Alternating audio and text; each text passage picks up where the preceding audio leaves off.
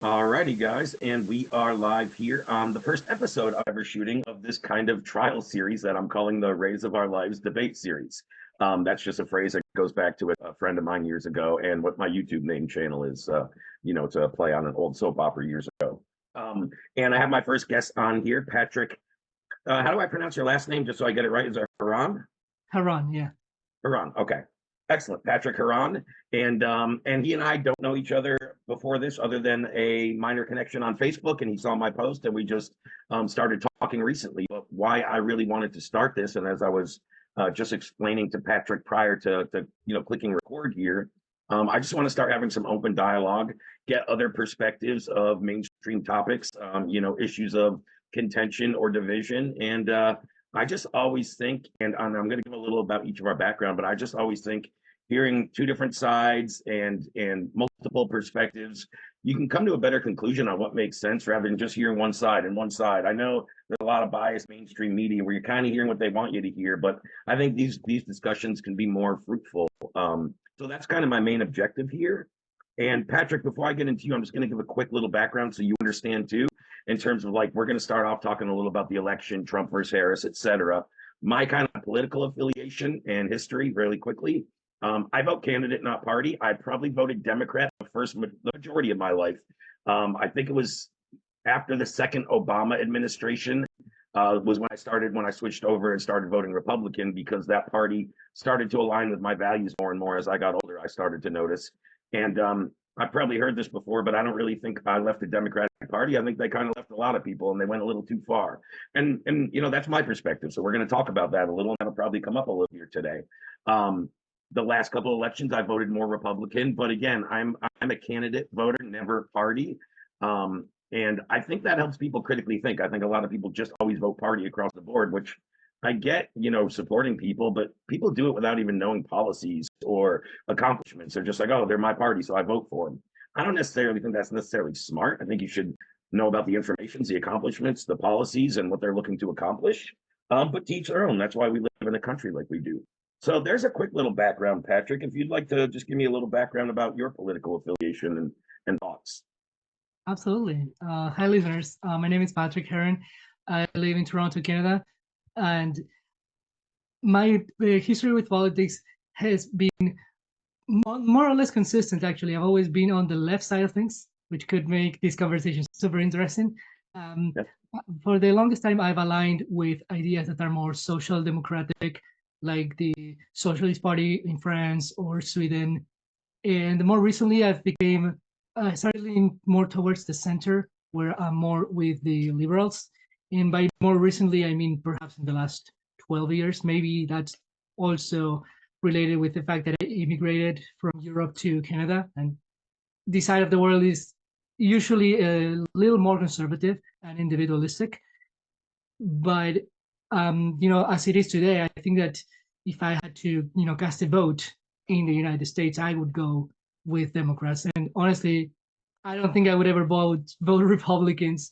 If I was to mention like characters from the Republican side, which I admire, probably would be Abraham Lincoln. Like that's how far I would go, to be honest. Ambassador, yeah. And unless I'm wrong, I think Truman was also a Republican, and he led the country into the World War II, which is very admirable as well. But you said something interesting there, and then we'll kind of get into the conversation. But you said you would never vote Republican. See, I think already going in with that preconceived bias is a little exactly that, a bias, right? Like you're not even open to the ideas of the other side just because it almost sounds like it's more identity politics, which we may shift into, but like you're just kind of set in Democrat. And I get it, a lot of people are like that, but is that kind of what I'm hearing, or no? Did I misconstrue that? I'd say that there is a bit of an identity thing, but not in the sense of how it's discussed today, like people belonging to a certain gender or race or like even social class. It's more about, for the longest time, like progressive ideas have been better. And I also have a lot of, criticism towards today's like liberalism in the world. For today's liberalism? Yeah. In what way? Is it going too extreme? or not Yeah, far I out, mean, but when I say liberalism, obviously I mean it in the narrow sense of, the like left wing in the Western world, and yeah, many of them are going to extremes that honestly I don't support. I think that going to the extreme, like political correctness, actually almost puts you circles back to yeah, being extremely conservative, which sounds yeah, like yeah, yeah. You ironic, might be but right. that's how I see it. I kind of see what you're saying to an extent there. I partially agree, but I see what you're saying 100%. So you said, and that was interesting because I didn't think about that before coming on. So you're not in the States, so you won't be casting a vote, which is fine though. You're still well read. You still know what's going on, and it's still of interest to you, right? That's why we're talking. So you said if I were to vote, I would vote Kamala, right? So the first thing I like to ask when I talk to people who support her, is can you name me an accomplishment of hers that you know, like, and support? While she's been in office? Mm, that's a good question. Honestly, as unless I mean that as as a collective, Biden administration, particularly her, I don't really know what her accomplishments are I mean, in her the main political role, arena, right? yeah, Obviously, yeah. I mean, her main role professionally, when, yes, I know oh, something. sorry, I didn't mean to cut you off. My bad. Oh, yeah, yeah. You can keep going now. Yeah, there's a little delay, so if, I didn't mean to cut you off there.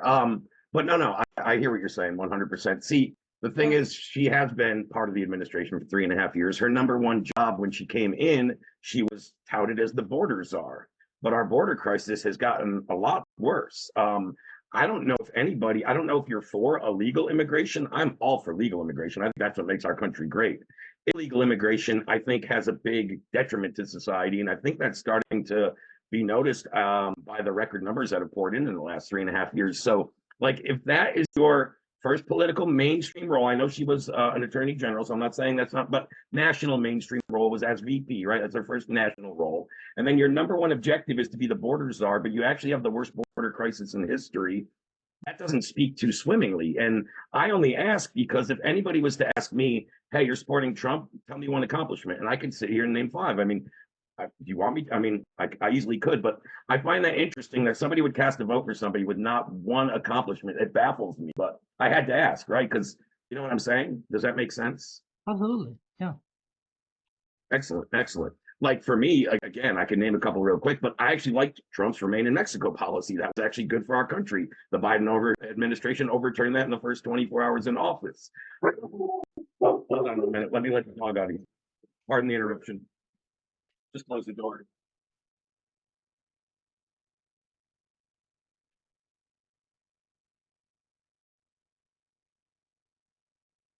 When I get a delivery, the dog goes nuts. But yeah, yeah. So yeah, but either way, definitely a two-sided coin there. But yeah, with Trump, again, Remain in Mexico was great. We did have a great economy pre-COVID. It was lower costs and higher jobs. So what I look for in politics, I don't look party, I look candidate, and I look what's closer to my values: safe borders, lower costs, more energy here at home rather than trading and getting in wars in other countries. Those things. And Trump has a much more sensible policies in those areas, I feel. Do you know much about his policies there? Would you agree, like, in terms of who has more sensible policies, at least in those avenues? Well, it seems that there are like also misconceptions about what they're really proposing.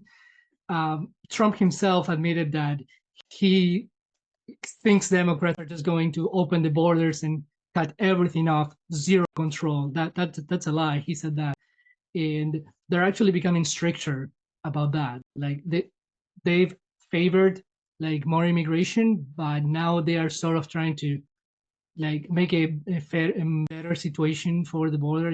It's like you said, it's a crisis, and like to be realistic, no one has been able to solve that well. Like it wasn't better with Trump, and it's not better now. Oh yeah, well, those numbers were, I can show you all the graphs. They were significantly lower. They were at the best time in a 30-year span in our country and one-fourth what they are today. Just 5 years ago, illegal immigration was coming in at one quarter of what it is today. So how did it explode back up if they didn't already start letting people just come in? The big problem is, you're right, they still detain an interview. Now they release in the USA. So they detain an interview and set a court date 8 weeks from now and let them go. You know how many of those people never go to that court date and just come into the country? I mean, that's the current policy. I don't know how that's sensible for any country to have borders where, hey, you can come in, we'll talk to you real quick, and then we'll release you. Just promise to show up to court. Here's a free phone, and there's where get on this bus. We'll take you to a city where that's a sanctuary city or what have you. So I don't know. I mean, we all know somebody pays for it, right? Everybody thinks free, free. You alluded to socialism earlier. I mean, how'd that work in Venezuela, Cuba? I mean, could go on and on. The more you have, and again, that's probably goes a little into big government, small government, but the more you rely on government to give you mainstream needs and desires, and I don't think you need government. Why can't you do that privately? Why can't you go out and get your own food? You don't need the government for that, right? Well, that depends on so many other factors. Like this discussion on the role of the government is one of the oldest in history. And really, when you just allow the markets and the jobs to work themselves out, you're going to end up with some massive like inequality. And sometimes, if the poor people can barely educate themselves, how can you expect them to just move forward in a country where the government doesn't do anything? I mean, inequality of outcome or opportunity. I think there's an equality of opportunity. There's an inequality of outcome because some people work hard. I mean, in this country, literally, if you make good decisions, you follow the law, and you kind of play by the rules to an extent. I'm not saying toe the line and become a sheep, so to speak, but if you work hard, you make good decisions.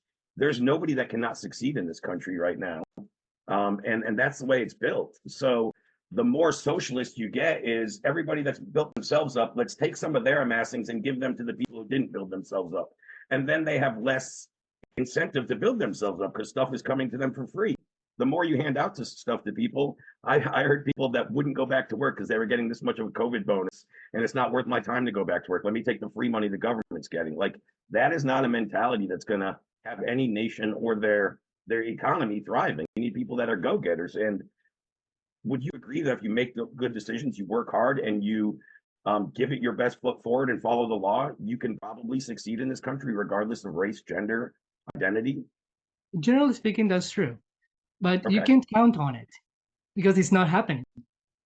What do you mean? And what I mean is that a country that's overly liberal, like less control, like more like flexibility, whatever you want to call it, doesn't, it continues to result into like disproportionate inequality. And since you bring that point, there's also something, called, opportunities and wealth.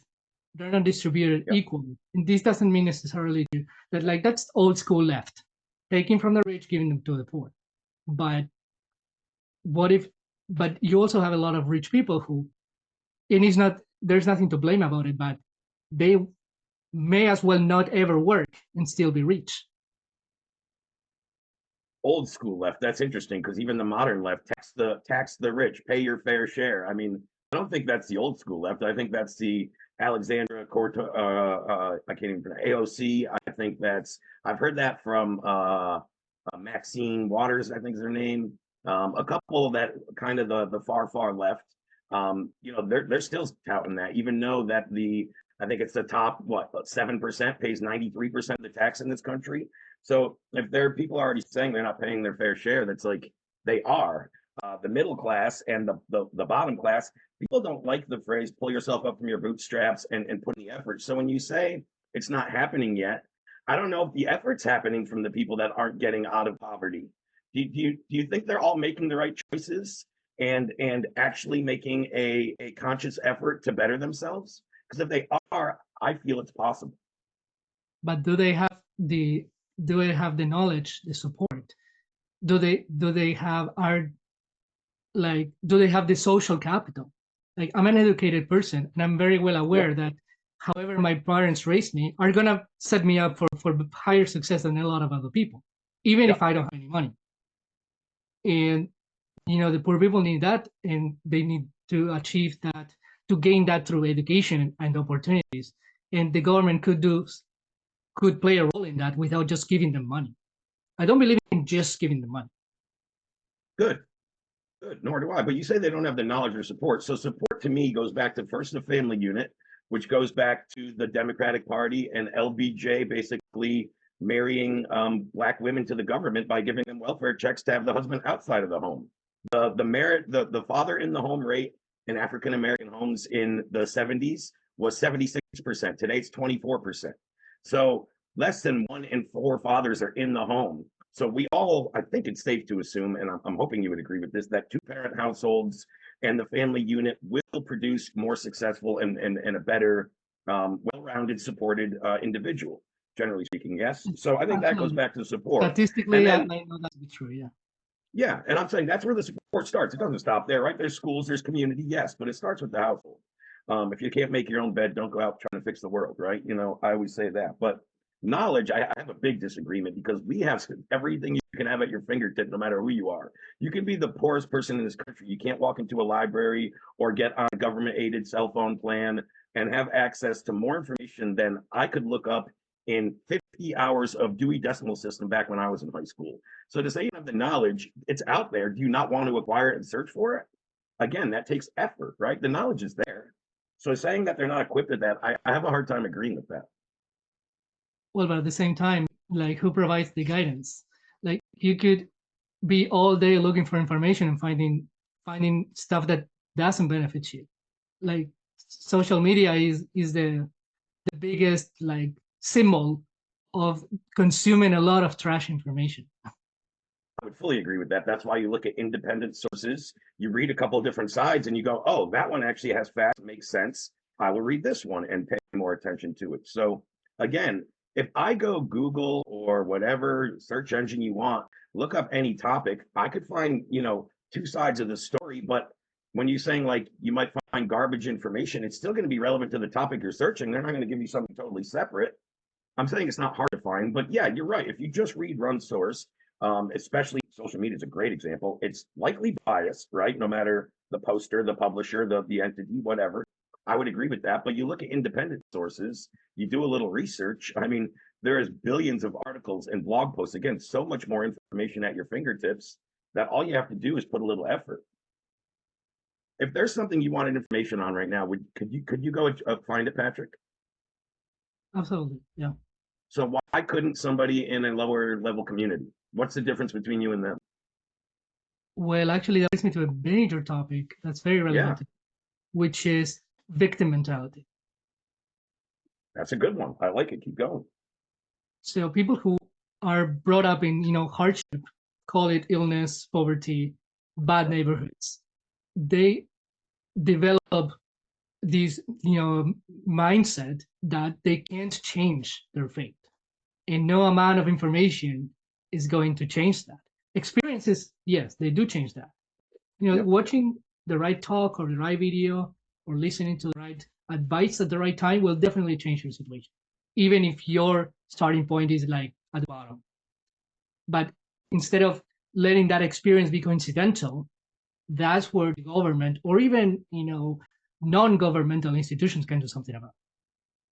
So where do you think that kind of stems from? I mean, you let off there saying, why am I drawing a blank right now? What was I'm sorry, what was the initial sentence that you just said when you opened up that topic? Victim mentality, and then I said it's relevant to this. Thank you. Yeah, no, and I would agree with that. But I think that's also a lot to do with left messaging and policies, to be honest with you. They want you to feel like, you're less than other people if you're, I don't know. I think they're doing a bad job on the victim mentality, to be honest with you. And they're basically saying the same thing they've been saying for 40 years. Vote for me and there'll be change. I mean, you could be anti-Republican 100%. But if you look at who's in office the last 20 something years, you went from Clinton to Bush to Obama to Trump to now Biden. There's only 2 Republicans in there, and each of them only had 4-year stints, right? No, the second Bush did have 8, did he? Yeah, Bush was there twice, yes. Okay. So even since Bush, you had Clinton, and then you had, did it go right to, am I drawing a blank? Did it go right from Clinton to? It was Clinton twice, Bush twice, Obama twice, and Trump once, and Biden. Trump once. Okay, correct. So I had my timeline a little mixed up, but if you include that, there's a little more Democrat power in that time frame. If you go over it, but you're right, it's not as unbalanced as I thought it was when I first said that. Thanks for correcting me. And the other thing you said there, you're right. Like, there's probably no information that you can give somebody that might be able to make them change that mindset. But I think we've all had either a negative, maybe not a victim mindset, but definitely a negative or a self-doubt mindset at some point. And you know what changes it is action and results. Like when you see something better in your life because you put in the hard work and you were disciplined and you focus. What I think is missed a lot is delayed gratification, right? For example, great sports stars like Michael Jordan would shoot 1,000 jumpers before every game. Yeah, he could make that last shot, but nobody saw the 1,000 he did every single day. Or nobody saw how he lost for 7 years and was getting elbowed and beat up. Everybody talks about him being the GOAT in 6 championships. So, like, I think people are a little more hesitant to just do the work and wait to see the result. They want instant gratification, which unfortunately, I think in a lot of those impoverished neighborhoods you're talking about, people make the quick choice for quick buck, illegally selling drugs, doing, there's other avenues, and they see kids on the street, walking around with their chains and their nice cars and their rims. And unfortunately, they think that's the way to go. That falls back on a culture. That falls back on your community, what you're raised around, how you're raised, who your parents are letting you around. No government can ever change that per se. You need to have the culture change in the citizens internally. Absolutely. And that's where a lot of other non-governmental institutions can do something about. Businesses, nonprofits, like they can play an important role there. Or even you can go just down level to like municipal and state governments, right? It doesn't have to be always just a federal level. There are so many things that can be done at a much lower level. At the same time, I think that you also sort of mentioned like a stereotype about poor people, stealing or selling drugs. And what's interesting too is that in that many rich people just think they have the right to dodge the law.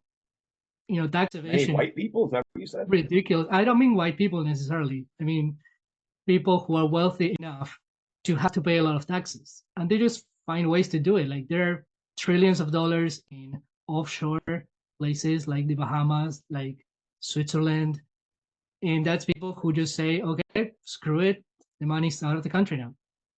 They can touch it. That's a little different than I'm not agreeing with it, and you might be right. I see lots of people getting busted and more people coming down on money laundering scandals like that from wealthy white individuals generally. I don't think it was a stereotype though, because it can't be a stereotype if it's fact. Are you telling me that it's not more likely in inner cities and more urban and minority communities to get into selling drugs than it is in a suburb or in a wealthy community?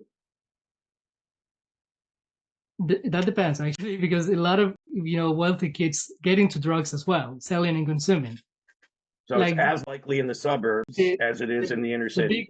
The big like the worst kind of drugs like cocaine, heroin, they're very expensive, and often the rich kids buy them. And by the way, I know that you mentioned white a couple of times, and I don't mean white necessarily.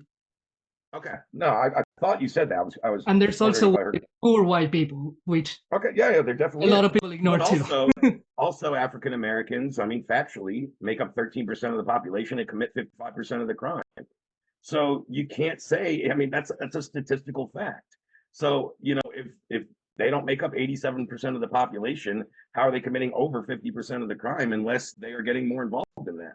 So I'm not trying to stereotype anybody. I'm just going off data and statistics I read. I think you're being a little naive. I'm not saying there's not suburb people doing drugs and spending money on them. Not 100%. A lot of them are driving into the city to buy it. I'll tell you that. And a lot of them are buying that stuff and dying of overdoses, and fentanyl's at an all-time high. It's a lot of white kids that are doing it and dying. It's not them always bringing in the money and making the big bucks on the back end. A lot of times, those are people in inner cities in unfortunately lower income housing areas that's how they're making their money. But I'm 100% agreeing that there's a lot of drug use in the suburbs. I don't think that's where it stems, and that's where people are going to get a majority of it. That's right. And also you have to also, like you said, there are statistics. So that means that there's always a large part of people who just don't do that. You have a lot of people who are in like suffering like hardship, and they just don't steal. They make very little money. They do whatever they can to survive, and they don't necessarily resort to criminal activity. No, yeah, I commend that. I'm not saying everybody does, but those statistics are accurate. Um, yeah. So, do you think race plays a role in somebody's chance of being successful in this country? If you're born black or white or Asian, whatever, like, do you think there's more success if you're born a certain race? More chance of success. I know it's always right. There's going to be white people that fail. There's going to be black, obviously, but Right. To me, like one of the most exaggerated issues in America is racism. And by that, I mean that race equality is just incredible. Like we agree people of that here. all colors moving up the ladder, staying, even starting high, because, Black people, Asians, they are not new to this country. Latinos, they didn't come yesterday. A No, lot of that's them have true. built a lot of wealth. They're judges, they're politicians, they're doctors, they're lawyers. They've done what they were supposed to. They work hard. Some of them study, some of them didn't. They built businesses, they built careers, and they're very successful. Yeah, and most of those people did exactly what I said earlier, made good decisions, put in hard work, and pretty much played by the rules and didn't break the law, generally speaking, right? Yeah, Um, no, you're 100% right. I fully agree with that because when people do say yes, an African American person isn't as likely to succeed as a white person. I mean, my rebuttal to that is always, what can I do in this country today that they cannot do? Are you saying if I walked down the street and sold crack, I wouldn't get arrested because I'm white? Because I disagree with you. I'm pretty sure I would. You know what I that's such a mean? good And example.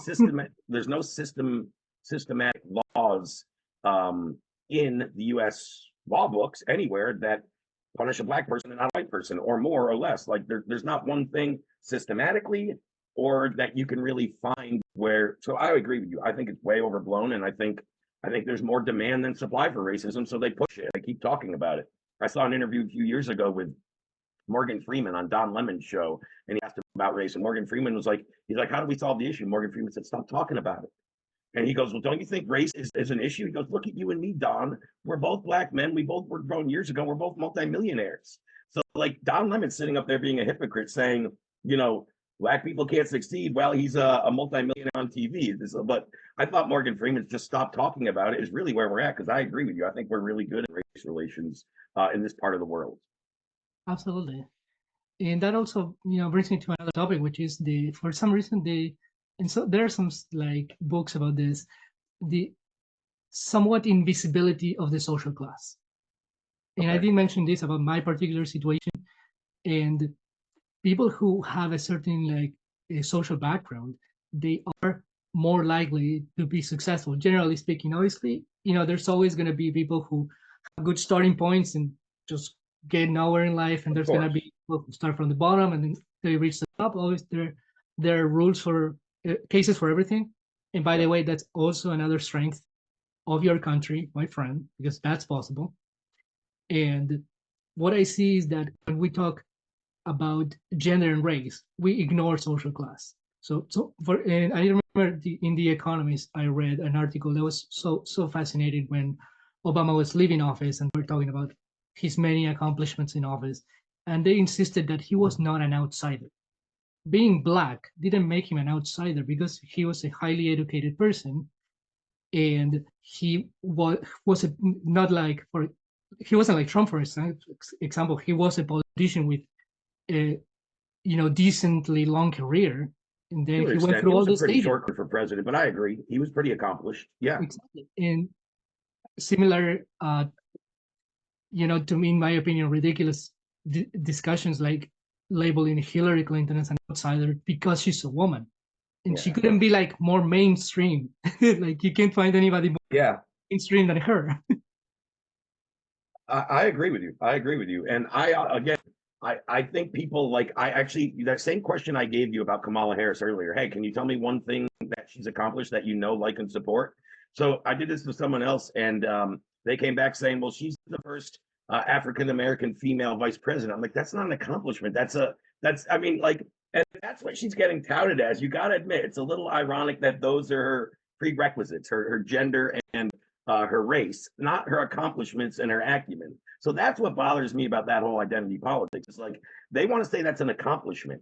And I'm not saying like the first female president, sure, that'll be an accomplishment, but that's not why you get the job. You get it because you're the best candidate for it, which looking back on it, you can debate. I voted for Obama both times. I felt like I got duped. I felt like his first 4 years, he started to accomplish some stuff. He told us just give him 4 more years, and I thought he didn't deliver on the back end. And that's when I started to change my view and look into some other outlets and get my information in other places. But regardless, I think that most of the country, and definitely I did it. So I think he was considered the right man for the job. It wasn't anything to do with skin color. You're right. I think he was the best candidate. And that's all there is to it. And again, I touched on this earlier, but I didn't say this one line. Something that actually, when my buddy and I are sitting talking, having a beer, and just sitting on his couch watching the game, and we talk politics, and he's like me, he's independent, he's not party oriented, he's not very political, but he sees a lot of the nonsense and the stuff going on that just like, dude, this like doesn't even make sense. And this is mainstream now. And there's just some crazy stuff happening in the world. And I kind of say all that to say my real affiliation politically is I consider myself, there's no party for this, but I consider myself a constitutionalist. I think that is the greatest document possibly in history, but definitely in political history. I think that's what separates us from the other 270 whatever sovereign states in this world. And I really stand by that. And I've seen the left and certain Democrats trying to kind of tip in and try to take a little bit of freedom of speech and try to infringe on the right to bear arms. So that's where anybody goes too far. I don't care if you're left, right? Like, you don't F with the Constitution in my mind. I think it was written that way for a reason. And I know things have evolved, and that's kind of become the argument. Well, they didn't see there being AK-47s, or they didn't see there being, but that has nothing to do with why they wrote that. It doesn't matter what type of arms you're bearing. They wrote the Second Amendment so the citizens could overthrow tyranny should the government ever become tyrannical. That was the main reason. It wasn't for hunting. It wasn't for fishing. And they saw what happened back in the countries where they came from. You could just disagree with somebody and be thrown in jail.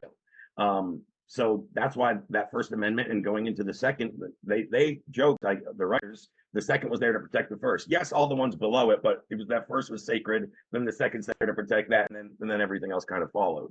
But that's what's really important to me politically is that document, and the Republicans will more nowadays seem to really represent that faction of the political sector. I think more than the left. I don't think the left really views the Constitution so great, and I think they're starting to kind of spew a little bit of hate on the country. Generally speaking, people are thinking they're growing up in a crappy, racist, biased, just crappy country, when that really couldn't be farther from the truth. Well, any thoughts on that? Positions on both sides, and I am very agreeing with you very much on the constitutionalist part.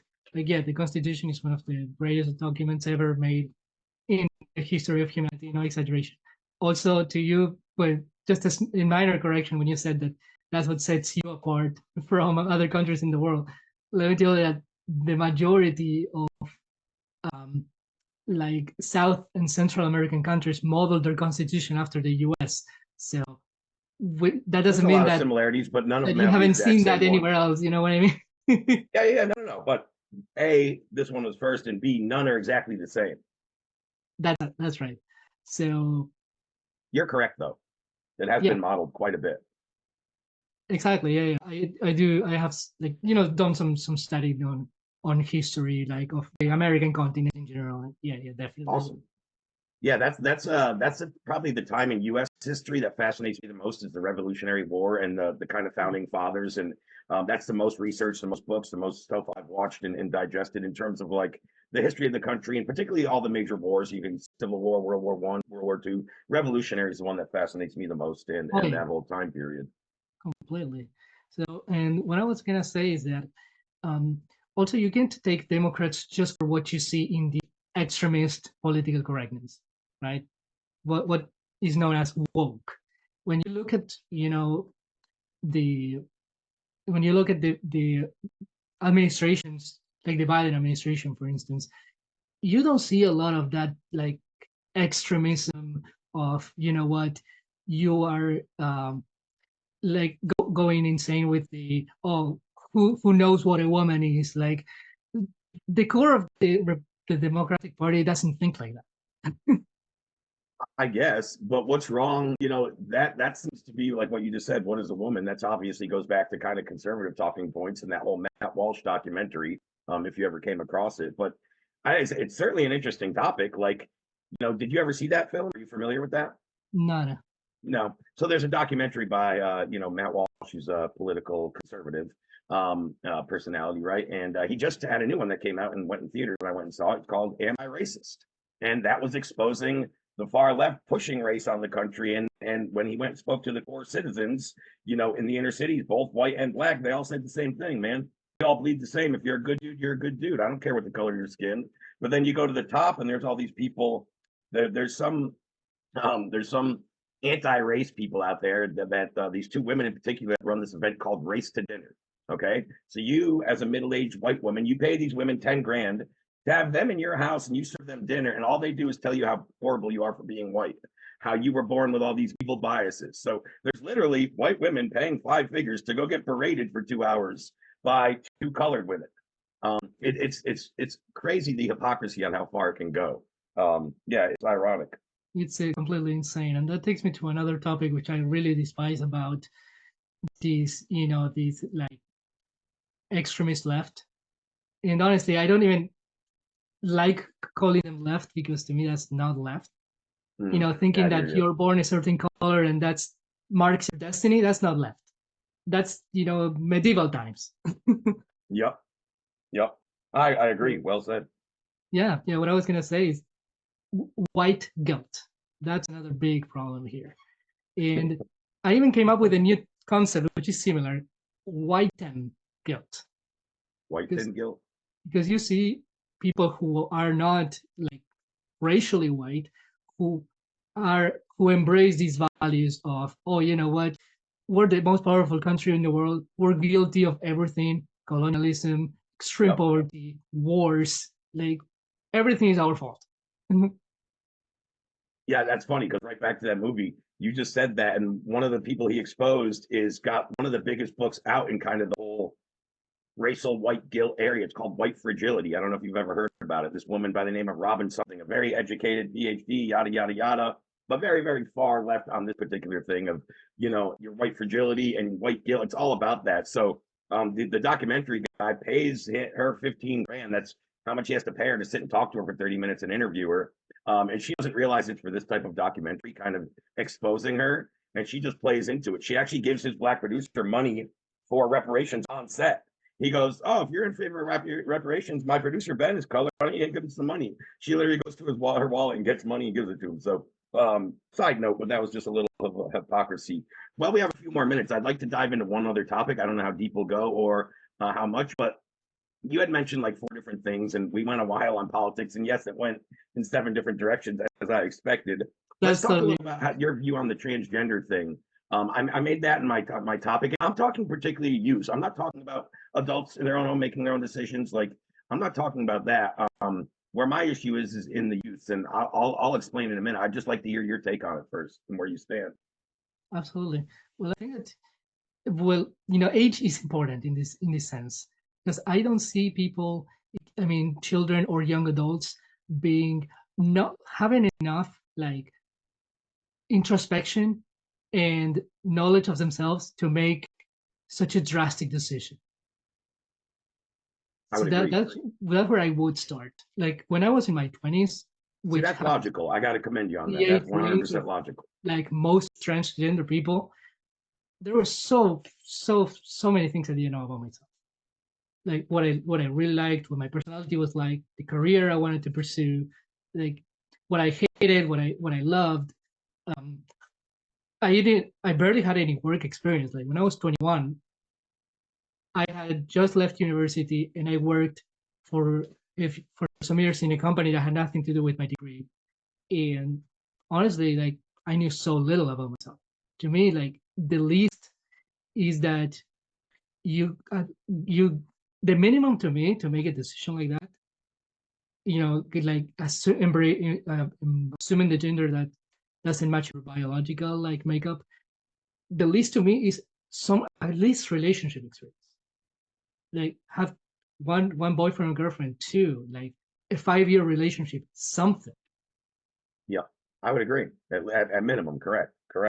I think a lot of times, especially in youth, I think puberty is the answer to what they're going through at that age, and not blocking it or stopping it or I think sometimes like you don't really get your identity until you start to go through that and you start to feel comfortable in your skin. I think it's all right for a woman to like to play with trucks and climb trees and a boy to like bars. It doesn't necessarily mean they're the opposite sex just because they have certain characteristics. There can be feminine males and there can be, masculine females, but those are the outliers. I think the genders are 100% different. I can't say 100%, but they are different, right? Like I believe there's different tendencies. Matter of fact, I was talking to my friend the other day and I was scrolling this post and one was this cute cat snuggling somebody. And I was like, look, all the likes and comments are going to be female. And I was right, 80%. And then another video of two football teams playing. I was like, look, most of the comments are going to be male. Sure enough, like, why is that? Because we have different likes and affinities. I could just pick that right off the top. Now that's general, right? There's always outliers, but I got to start the discussion with how many genders do you think there are? Do you use two? Are you one of those people? I'm curious. Yeah. I would have to count them. I think, is it 5? Let me see. So to me is heterosexual male, heterosexual female, gay male, gay female, and bisexual. So what's all this cis and all this? I hear cisgender. I don't know. I mean, I heard one person say there was 96 genders. I heard someone say 293. I've heard weird stuff, so that's why I ask. I mean, I still only think there's. Go ahead. Sorry, I didn't mean to cut you off again. I did that. Sure, no. But I mean, to me, well, to start off, I think, if I'm correct, that cisgender is the name that the transgender use for heterosexual people. That's straight people. I'm heterosexual, and honestly, I don't accept it. Yeah. Okay, interesting. My first argument to that, and I believe there's only two genders. My first argument is like gender affirming care and gender reassignment surgeries are definitely a big thing. They're on the rise. There's a lot of money behind them, which is a little bit of a different topic. But if there is multiple genders, why, when you go in for an operation, do you only have two choices? Isn't that fascinating? That's such a good point. I mean, that's the first thing I say. I've looked into they're like you can switch from a female to a male or a male to a female. Well, if there's 5 genders or 93 or 200, whatever, why is there only 2 choices? To me, like biologically speaking, as I learned it in university, sexes are only 2. Like, to me, that's never. Honestly, I don't see how you can twist that. You can't twist that, but I think why are we the only species where gender is different than sex? No other species on the planet. If you told a male bear that they could become a female, after it ate you, it would laugh at you, right? Because no, it can't. Or in that movie, actually, What is a Woman? When Matt Walsh goes to a tribe in Africa, tribal people, and he's seeing their roles in the community, and he simply asks them, can a boy become a female? They just all started cracking up and no way. So like we're actually laughed at by primal people because it's so crazy. So that's kind of my thoughts. I'd like to hear your take on that aspect. Yeah, well, I mean, to me, there's no denying that men can like men, and that should be a category. The same with women liking women. But that's a sexual preference. You could be homosexual and still be male. It doesn't mean you change your gender because not at all. No. It does mean. Okay, exactly. Maybe I misunderstood. Yeah. I see it that way too. You don't like, they sometimes say, some people say like traditional gay or they have their names, I'm gay but the old way. Like I've heard people say that, gay people say that. And to me, it's still the same sex and they have a different gender. And I'm not saying you should treat them differently, but it's not like it's completely irrelevant that they are gay. There's certain things that you can or can't deal with them. And I don't mean jokes, and I don't mean like cutting, freedom of speech. But if you know your friend is gay, or not, if you are a woman, like a heterosexual woman, and your friend is gay, you're not gonna try to seduce him. You know what I mean? Like it has to be. Yeah. No, exactly. Yep. No, I would agree with that. I just think your sexual preference doesn't define your gender either. Just like liking trucks or liking Barbies, that doesn't necessarily change your gender. Well, the thing is that what you said about humans and animals, like humans are like essentially different from animals. You can't just explain it away saying, oh, all mammals have 2 genders and 2 sexes, and we are the weird ones. Like our ability to create meaning and to create culture, made us the fittest species in the world. So, and I know it has positives and negatives. To me, the negative thing is to take, negating biology to the extreme. But there are other things that, we used to think they were a certain way, but it turns out it's not. They, Sometimes it's true. I think sometimes we start to convince ourselves it's not. So for 2,000 years, let's just say since Christ died and we kind of started our calendar for 2,000 years, it was always men and women. And then really just over the last 40 years, all these other genders and all these things started appearing, and now it's right. So what's to say it wasn't right for the last 1,960 years and we're wrong in these 40 years? well, I think that's a wrong question, especially considering that homosexuality is something super, super old. Like we can talk about I'm not talking about homosexuality. transgenderism. I'm talking about transgender. A man thinking they could be a female and assuming that body. That's way different than homosexuality. I'm trying to separate the two. I'm not talking at all about homosexuality. I'm talking about there was homosexuality 2,000 years ago. They didn't say that person was a woman. That person didn't change their name to from Ben to Benina, whatever, right? Like they didn't reassign. Sure, homosexuality or sexual preference again. I'm all for it. In your household, behind closed doors, do whatever the heck you want.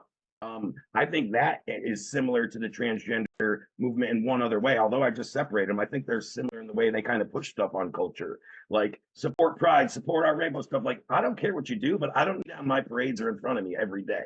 That's my take on it. I think they go a little too far with making, like, as much as they say they just want to be left alone. Well, why do you jump out in the brightest colors in the world and say, "Look at me"? If you just want to be left alone and not bothered, you know what I mean? Yeah, well, that's one thing I really disagree with when it comes to identity politics, is that that's all that matters. You see stand-up comedians who are like homosexual or transgender, and they can't help talking about that constantly. Like, don't you have any good jokes? Like, Yeah. it's always has to be about that topic. And that's an extreme case because that's people who put themselves out there. But why does it always have to be everything about that? And that the whole point of equality is that we simply don't see so many of those things, and we treat you like a human being.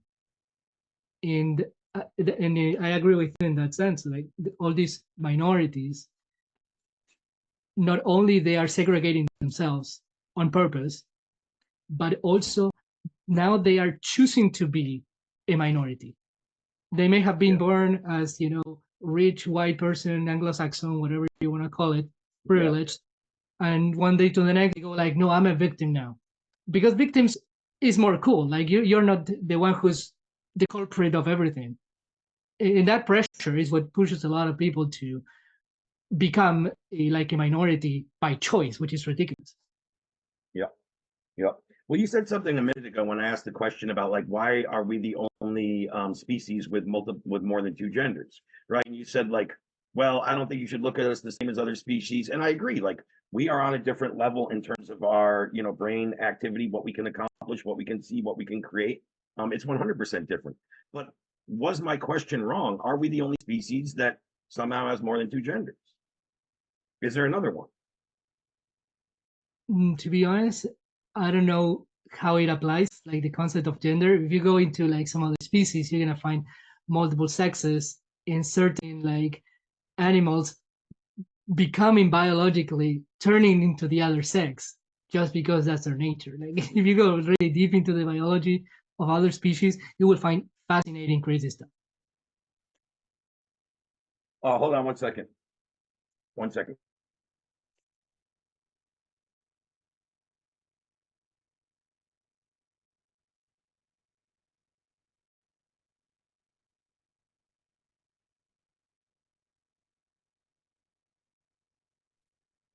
No, yeah, and you're right, and you're right. But again, I only bring that up because I think gender and sex are definitely 100% correlated, and no other species confuses it. I think we might be starting to just overthink this too much. But again, that's a whole nother topic. My big take on it again, and I think you were kind of in agreement, which I like. It's good to be in agreement. Also, it's not as fun to debate when you're in agreement. You said under the age of 18 or under, the minor, you look at it a little different, correct? As opposed to an adult making that decision. Okay, cool. because what really bothers me about it, and even going a little into like the college, and when it's trickling into athletics, for example, when a full-fledged man with a male biological anatomy can go into a woman's room and undress, and it's not supposed to offend anybody. I think when this this topic starts to interfere or bleed over into women's privacy and safety, it's certainly an issue at any age, but more so, for instance, my daughter's 14-year-old in her school, a man that just identifies as a woman. And again, I don't even, that's what bothers me about the whole thing. You could just wake up tomorrow and say, I identify as a woman and put a dress on, and people now have to refer to you as a different name and a different pronoun, which is crazy by itself. But the fact that the school's policy allows a biological man to go stand right next to my 14-year-old daughter in the bathroom and drop his pants baffles me. I don't think that's common sense whatsoever. And that's where the topic, and I think, I don't know how much you looked into it or how much people are always willing to admit it, but I think this stuff is getting pushed into the schools more and more at an earlier age in literature and movies. And I don't think sex and gender topics need to be pushed on little children. I really don't. I don't care what it is. It just doesn't feel right to me. So, do you have any thoughts on any of those topics or points? Absolutely. It feels like we need to somehow compensate for our apparent past ignorance. It's a common argument from people who follow woke mentality is that we made like the worst 2 millennia mistake with heterosexuals, and whatever's going on with the transgender people, you have to fix it now, and that's why they're pushing it so hard. I also disagree. I think that kids need to be discovering themselves, and that also ties with other topics that we discussed today: inequality and education. I mean, Correct. some of the knowledge that I have today in for example business or personal growth are so amazing. Like, imagine, I often imagine myself learning that at the age of 8 or 10 or 12, and I Mm, say, wow, good point. life would be so different. Accepting that failure is normal, accepting that I am not broken because women don't date me, and all that stuff. Like, you could cut so many problems from the root if you like introduce personal growth practices in schools instead of, for instance, this whole like transgender craziness. Yeah, I mean, in some states, it's just going so far where if you as a parent don't acknowledge your child's new gender and let them start to get affirming care, they can actually take your child away from you and place them in state custody. Now, that to me is insane That's in this insane. country. I just think that is way extreme. As a matter of fact, Kamala Harris's running mate, Tim Walz, was the proponent, and his state is one of the states where they can take your child away for not confirming or affirming their gender, rather than being a parent and saying, hey, Johnny, you're not a girl, you're going to get through this phase, we'll talk to a counselor. You do that, but you don't affirm it, you can get your kid taken away. It's insane. And in some of the schools, they're giving kids different names in the classroom and different pronouns and telling them to keep it secret from their parents. So anytime a teacher is telling the child to keep secret from their parents, to me, there's something wrong with education. That's very dangerous. That could turn into all sorts of abuse. Every story of abuse in schools on the teacher's behalf is about keeping secrets. So, like, I'm completely against that. And the idea of turning like gender affirmation into an abuse condition, because that's the reason they put to take the kids away. That is completely extreme. Not only is wrong, like morally speaking, but it's also not appropriate when it comes to dividing the public and the private spheres. Yeah, and what really bothers me is that's obviously a parental choice, right? The government won't let your child get a tattoo or vote or drink or smoke, but they'll let them get gender affirming surgery and actually override the parent. I mean, that's when it's just obvious that something's screwed up with that. Now, those are extreme cases. It's not mainstream, but it is happening. And I've seen documents, I've seen the articles, I've seen the children. And I've went into it. I mean, we're gonna be going on about an hour here in a second. I'm gonna end with a little bit of data just really quickly. Okay. And then we'll just talk about this super quick and then we'll wrap it up. And Patrick, pleasure having you on. You are a great conversation, fair, open to at least hearing my side and vice versa. I just wanted to go over and show you. Now, Polymarket, if you've ever looked it up, is kind of number one in prediction models in kind of any type of event. And this actually 15 days ago was almost dead tied. This was Donald Trump 49.7, Kamala Harris 49.3. So just in the last 2 weeks on Polymarket, these are the odds currently today, as of this minute, to win the election. It has changed drastically. And over here's the dollar amount being bet on each candidate. Now, I'm not saying you just judge it on this. What I am saying is, generally speaking, following the money and betting odds are better predictors than polls. They've actually predicted the last two presidential elections, both Biden and Trump prior, right on this site. And this has been a massive growth and spurt from almost dead even just 15 days ago. So just any thoughts on the data? What's your thoughts on what I just ran over here? Well, to be honest, I don't really know or can know if I can trust like this Polymarket. It might be great, but I don't know it. On the Well, other you can hand, look on 5 other similar sites. They're all within 2 points of each other. You might find 60-39, but Polymarket is known as the number one. Feel free to do your research. That's just the data, right? I'm just curious, would you, when you saw it was tied, would you have been as skeptical about the website if like these numbers were tied right now? to me, these numbers look, this difference is very wild to what I've seen in so many other places. Like for the last several months, I mean, since Kamala Harris got on the race, I've Yeah, seen like right a about 2 August, late July, points percent something like that. difference, like all along. So Yeah, no, I mean, again, that's up until 2 weeks ago, it was dead even on this site. This site is showing you where the money's going and where the trends are going. And if in the last 2 weeks, now Trump has over 200 million more wagered on him, 250 million more, and his percentages went up that much. It just shows there's definitely a trend there, right? You can agree or disagree with the source. I'm just saying the data, subjectively. for sure. Yeah, that idea of people putting money in there, it's a little weird.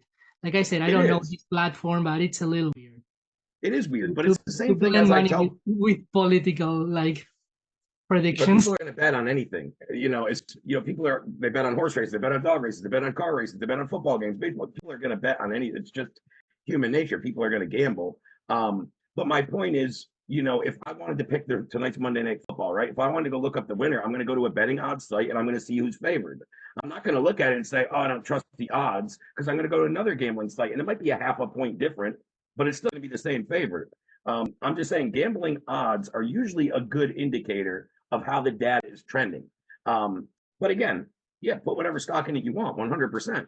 I'm just showing you the site in real time as it's showing here. I'm not skewing anything. I'm just bringing it up. And this is the other thing I wanted to talk about quickly. So this is an article, I believe that was posted in 23. Yes, August of 23, up here where I'm hovering the mouse, just to be clear on reference. I would like to have more updated research, but it's hard to get these numbers because for some reason, when you Google, try to search this stuff, they're not giving you the data you're looking for, kind of like you were talking about earlier, Patrick. But this says this study tracked more than 48,000 patients who had operations in hospitals. This is all gender affirming care, by the way. Same day surgery centers from 2016 to 2020. So in a 4-year stretch, over 48,000 surgeries, which was the most recent data available. Again, in 23, the most recent data was already 3 to 7 years old. That's not good. We should have more recent data than that. But either way, the number of patients getting these operations tripled from only 4,500 in 2016. So goes from 2016 to, again, tripled. Since this number, 2020 till today, this number has 9x again. So it's insane.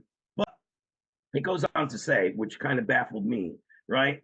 Says 25,000 people ages 19 through 30 received these procedures, and only only fewer than 8% at least were under the age of 12 to 18, over 3,600 gender affirming surgeries. So that means chemical castration, puberty blockers, which are not reversible, no matter what people tell you. I've talked to at least 10 people who have gone through them and been told they were reversible. Puberty never picked up again if you stop your puberty blockers when you're 20. If you stop it and you pass that age frame, puberty does not just stay in your system. So I thought it was baffling again. And these numbers are much bigger since 2020, but over 3,600 surgeries between 12 and 18 years old. So that is, and again, you don't agree with that, I don't think, or you wouldn't be a proponent of, 4,000 minors getting chemical castration, would you? Not at all. No. And that's my take on it, right? Again, I don't mind at all an adult, somebody that's grown up and you know, just do whatever you feel like 100%. So that's part of it for me is the child thing. And the other thing is, again, trying to push it on you. Like, you have to call me these pronouns. Like, I get it's respectable, right? And I never try to be disrespectful, but I also can use proper grammar and it's not offensive just because I called you what I have called people my whole life. It doesn't necessarily mean I'm transphobic or, you know, or misgendering. It's just, I'm sorry you feel like you're a woman if you're transgender, right? But you're a man. I mean, like, and that's my whole dilemma with it. Again, 100% respect people's decisions, and I'm 100% respectful to them, but they don't get to control my speech. Very well put. Yeah. Cool. I'll give you a last minute. Thank you for coming on. Any thoughts about just how this went? You know, the conversation, or any final thoughts before we log off here, buddy?